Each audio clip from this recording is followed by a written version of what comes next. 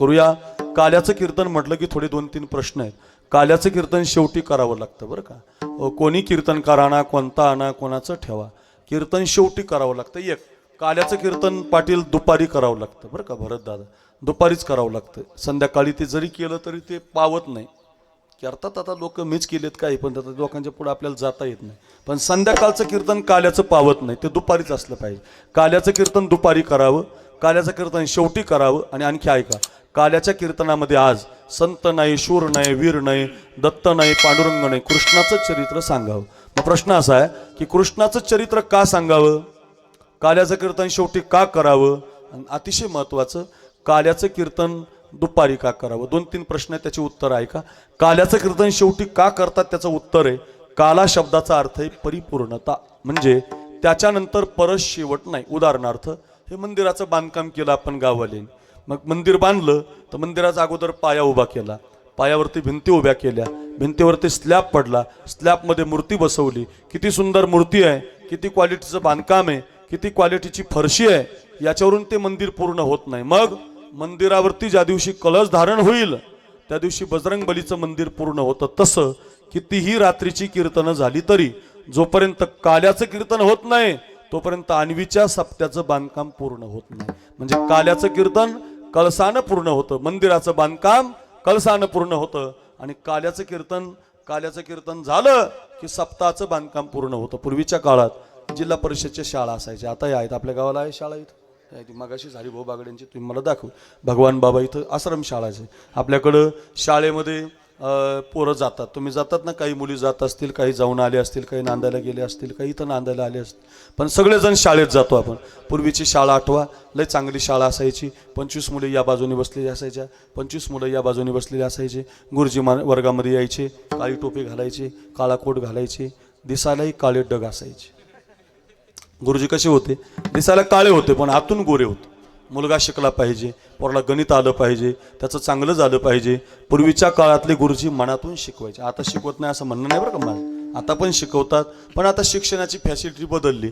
कोणी CBSE pattern आहे, कोणी. पूर्वी तसं नसायचं, सगळे पोरं एका शाळेत, नगरपंचायतीचा अध्यक्ष काय, ग्रामपंचायतीचा सरपंच काय, आमदार काय, सगळ्याचे पोरं जिल्हा परिषदला जायचे. मग 50 पोरांचा वर्ग भरलेला. माझ्याकडे बघा, 25 मुली या बाजूने, 25 मुलं या बाजूने. गुरुजीने पांढरा खडू हातात घेतला, काळ्या बोर्डावरती वाक्य लिहिलं गोदावरी. काय वाक्य लिहिलं, गोदावरी.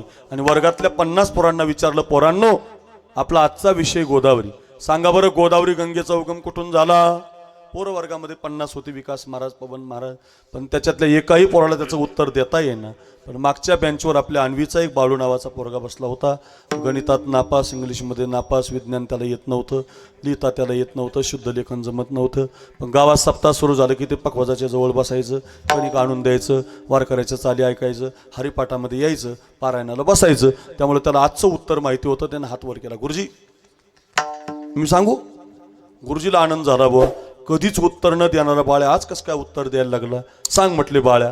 बाळ्याला पहिल्यांदा चान्स आल्यामुळे बाळ्या बेंचवर उभा राहायचा, बेंचवर. गुरुजीने थाटात विचारलं, बाळू गोदावरी गंगेचा उगम कुठून झाला. बाळू म्हटला, गुरुजी नाशिक नावाचा जिल्हा आहे, नाशिक जिल्ह्यामध्ये त्र्यंबकेश्वर नावाचा तालुका आहे, त्र्यंबकेश्वर तालुक्याला ब्रह्मगिरी नावाचा पर्वत आहे, आणि ब्रह्मगिरी पर्वतावरून गोदावरी गंगेचा उगम झाला. शाबास बाळू, क्या बात है बाळू, वा वा बाळू, क्या बात आहे बाळू, शाबास. सांग म्हटले गंगा पुढं कुठे गेली. गुरुजी साधा नव्हता, पुढं कुठे गेली. बाळ्या कमी नव्हता, आणवीचा होता. बाळ्या म्हटला, गुरुजी जशी ब्रह्मगिरी पर्वतावर निघाली तशी ती गंगा कुशावर्त नावाच्या कुंडात आली. शाबास. पुढं पुढं म्हटले गंगापूरच्या धरणात, पुढं नाशिकच्या रामकुंडात, पुढं पंचवटी, पुढं नांदूर मधमेश्वर, पुढं कोपरगाव, पुढं पैठणचा नाथसागर. आता बाळूच्या लक्षात आलं गुरुजी काही थांबायच्या अंदाजात नाही. पुढं कुठं गेली, पुढं कुठं गेली, गावं काही संपायचे नाही, धरणं काही आटपायचे नाही, काला काही व्हायचा नाही. त्यामुळे बाळ्यानं शेवटचं उत्तर दिलं. आता बाळ्या म्हटलं, गुरुजी या कुंडातून त्या कुंडात गेली राहू द्या, या धरणातून त्या धरणापर्यंत गेली राहू द्या, या गावाहून गंगा त्या गावाला गेली हे पण राहू द्या. जशी पैठणच्या नाथसागरातून गंगा निघाली, बीड जिल्हा, परभणी जिल्हा, संभाजीनगर जिल्हा, नांदेड जिल्हा या मराठवाड्याला पाणी देत देत एकदाची समुद्राला जाऊन मिळाली. उत्तरच ठेवलं नाही बाळ्यान. जशी निघाली गुरुजी तशी गंगा समुद्राला जाऊन मिळाली. गुरुजी जरा पुढच्याच घरातला होता. गुरुजी म्हटलं, बाळ्या गंगा समुद्रात गेली, पुढं कुठं गेली. आता कशा पुढं कुठे गेली म्हटल्यावर बाळ्या म्हटला गुरुजी तुमच्या डोंबल्यात गेली. काय बोलणं झालं काय? अहो गंगा एकदा सागराला मिळाली अवघ्या झाल्या ऊर्मी एकमय अवघ्या झाल्या ऊर्मी एकमय झाल्या ऊर्मी एकमय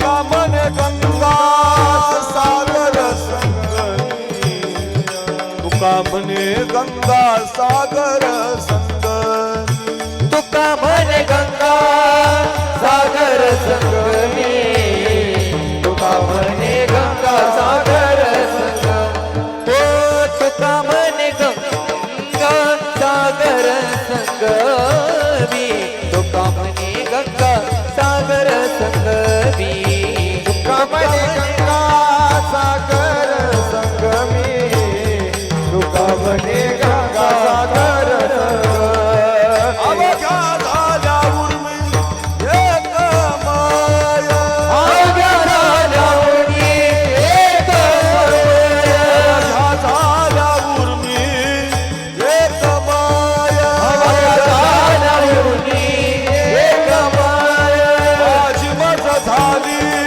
अनावर वाचा माझी मज झाली अनावर वाचा माझी मज झाली अनावर वाचा माझी मज झाली अनावर वाचा हे माझी मज झाली अनावर वाचा माझी मज झाली अनावर वाचा माझी मज झाली अनावर वाचा माझी मज झाली अनावर वाचा अनावर वाचा.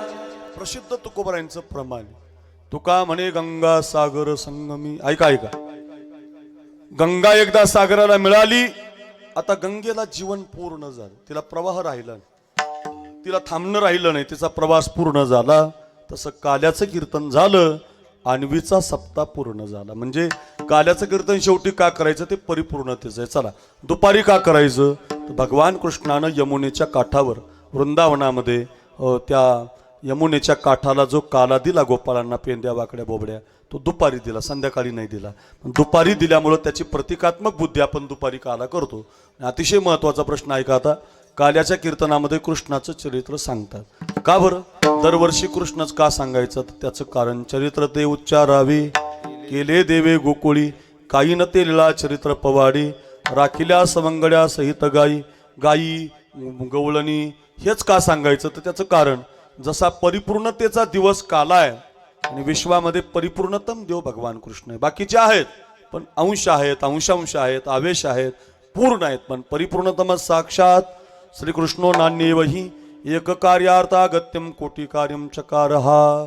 बाई तुझा लाडका कान्हा तुलाच गोड वाटे बाई तुझा लाडका कान्हा तुलाच गोड वाटे. हे बाई तुझा लाडका कान्हा तुलाच गोड वाटे बाई तुझा लाडका कान्हा तुलाच गोड वाटे बाई तुझा लाडका कान्हा तुलाच गोड वाटे बाई तुझा लाडका कान्हा तुलाच गोड वाटे. हे बाई तुझा लाडका कान्हा तुलाच गोड वाटे बाई तुझा लाडका कान्हा तुलाच गोड वाटे. याच्या खोड्या किती सांगू ग याच्या खोड्या किती सांगू ग महिपत्र सिंधू आटे बाई तुझा लाडका कान्हा तुलाच गोड वाटे बाई तुझा लाडका कान्हा तुलाच गोड वाटे. बाई तुझा लाडका कान्हा तुलाच गोड वाटे बाई तुझा लाडका कान्हा तुलाच गोड वाटे तुलाच गोड वाटे तुलाच गोड वाटे. काय गोड गवळण येतो अशा गवळणी म्हणल्या पाहिजे पाण्याला जाते आणि पाणी आणते म्हणायच्या नाही. काही गवळणी आल्यात, पाण्याला जाते, पाणी घेऊन यायचे. पाणी तर रोजच भरतो ना, ते आपल्या संसारात रोजच आहे. ज्याच्यामध्ये देवाचं नाव आहे, कन्हैयाचं नाव आहे, राधेचं नाव आहे, श्यामाचं नाव आहे, रामाचं नाव आहे असं म्हणायचं. ज्याच्यात देवाचं नाव नाही ते म्हणायचं नाही.